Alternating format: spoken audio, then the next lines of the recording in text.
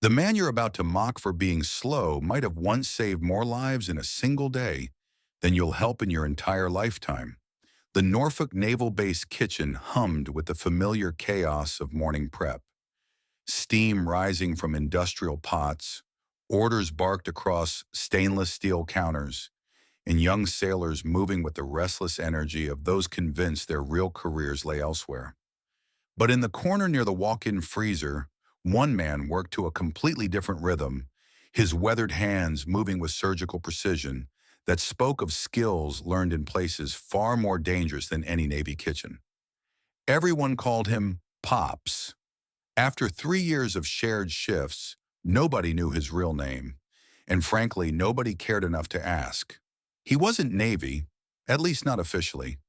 He wore faded civilian clothes under his standard-issue apron, communicated more through nods than words, and carried himself with the quiet dignity of someone who learned that the loudest voices rarely belong to the most important people in the room. Every morning at 4:30 a.m. sharp, Pop shuffled through the service entrance with his distinctive limp and began his prep work with methodical attention that drove the younger staff absolutely crazy. Jesus Christ, Pops, we're feeding hungry sailors, not performing brain surgery, Seaman Rodriguez would mutter, watching the old man examine potatoes with surgical precision. But Pops never responded to the mockery, just raised one grizzled eyebrow and continued his work with unwavering focus. What really frustrated the staff wasn't just his pace, it was how he seemed to know things he shouldn't. When sailors mentioned missing home cooking, Pops would appear the next day with perfect regional dishes. He knew deployment schedules, could identify accents from barely spoken words, and once corrected an ensign's rope knot while filleting fish with professional precision. Nobody learns knife skills like that from culinary school, Seaman Torres whispered. That old bastard is hiding something. The mysteries kept piling up like dirty dishes during a busy shift. Pops never took sick days, never complained about the grueling hours, and maintained an almost supernatural awareness of his surroundings. He'd anticipate equipment failures before they happened, knew exactly when to increase portions before unexpected arrivals, and could sense brewing conflicts between staff members from across the kitchen. During one particularly chaotic evening service, he'd somehow managed to prevent 3 separate kitchen accidents while simultaneously coordinating a complex dinner preparation that should have required constant supervision. Most unsettling of all was his reaction to stress. While everyone else crumbled under pressure, Pops became even more focused and methodical. When the main freezer broke down during a heat wave, threatening to spoil thousands of dollars worth of provisions, he'd calmly orchestrated a preservation operation that saved nearly everything. His crisis management skills seemed oddly sophisticated for someone whose resume supposedly included nothing more demanding than short-order cooking at various civilian establishments. The announcement hit like a depth charge.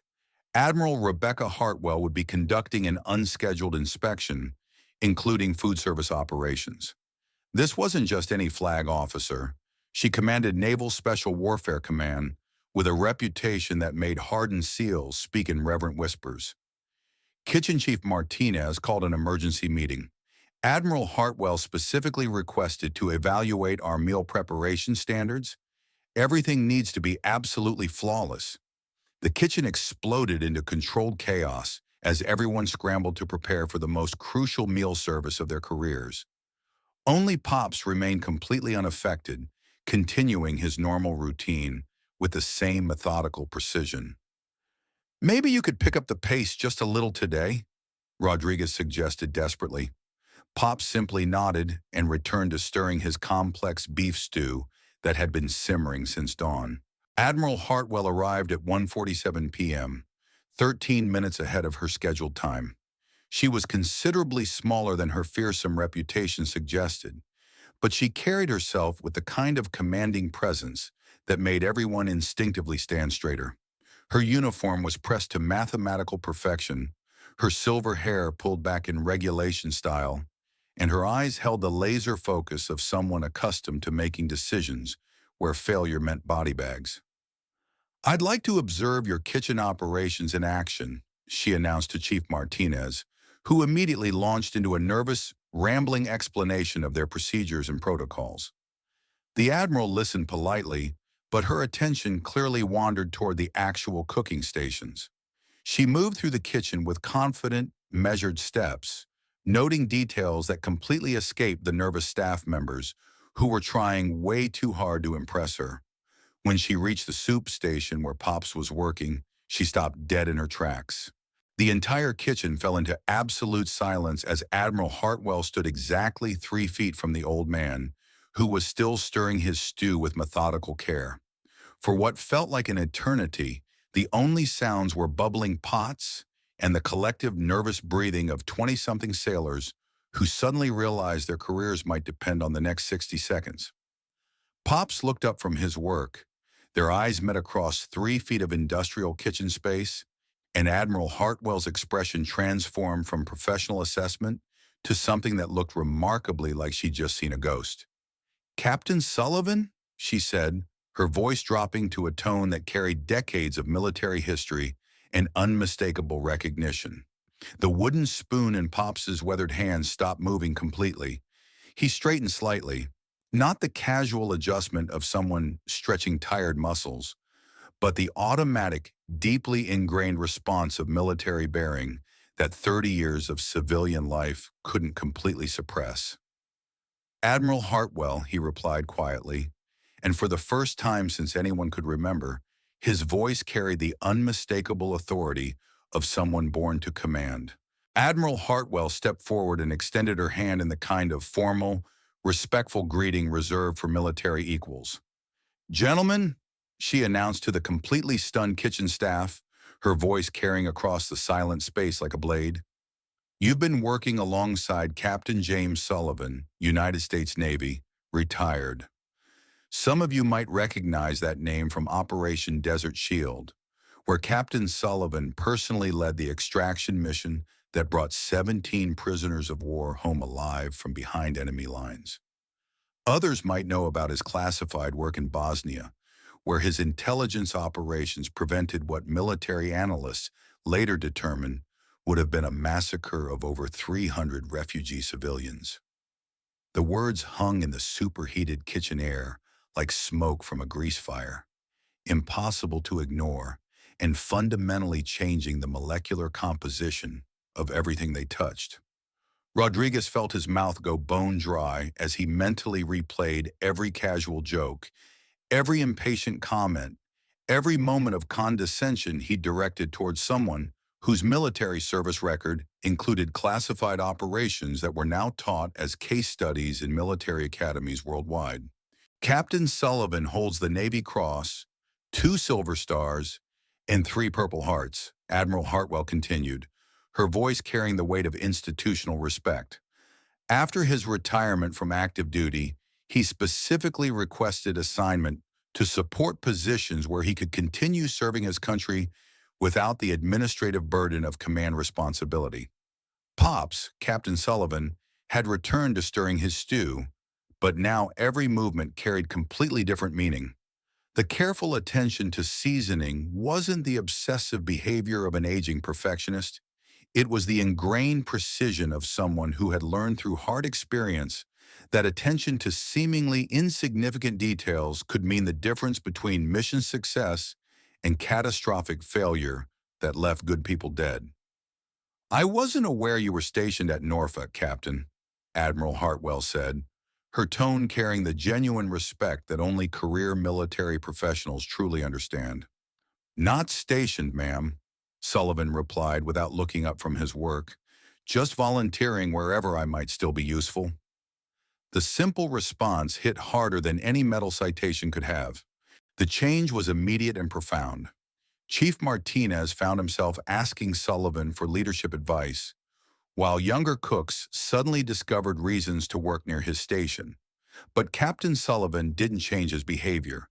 He still arrived at 4:30 a.m., still prepared ingredients with methodical care. The only difference was perception. What had seemed like unnecessary perfectionism now appeared as professional standards maintained by someone who understood that excellence was a habit. When Rodriguez finally asked about the jagged scar on Sullivan's wrist, the response was matter-of-fact.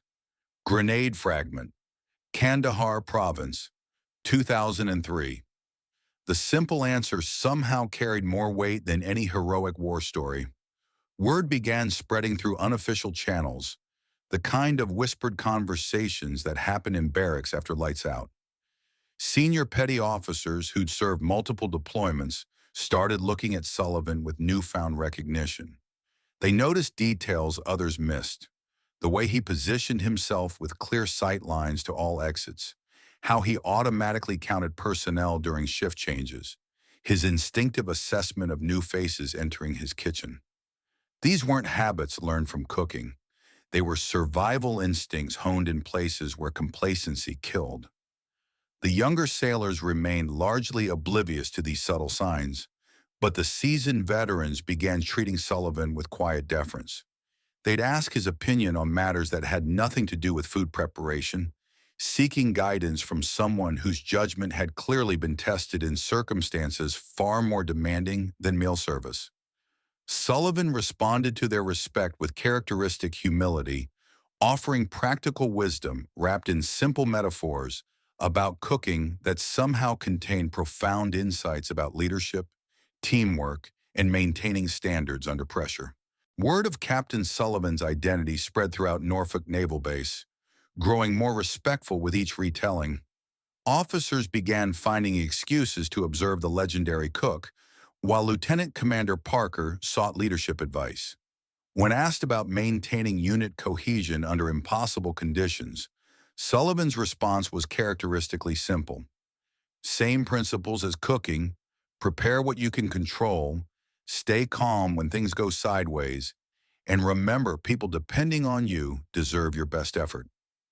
Captain Sullivan continued working until his retirement party 4 years later, attended by flag officers from across the Atlantic Fleet.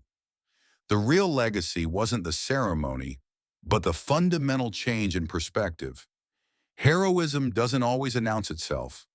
Leadership doesn't require rank insignia, and the most important battles are often fought far from public attention.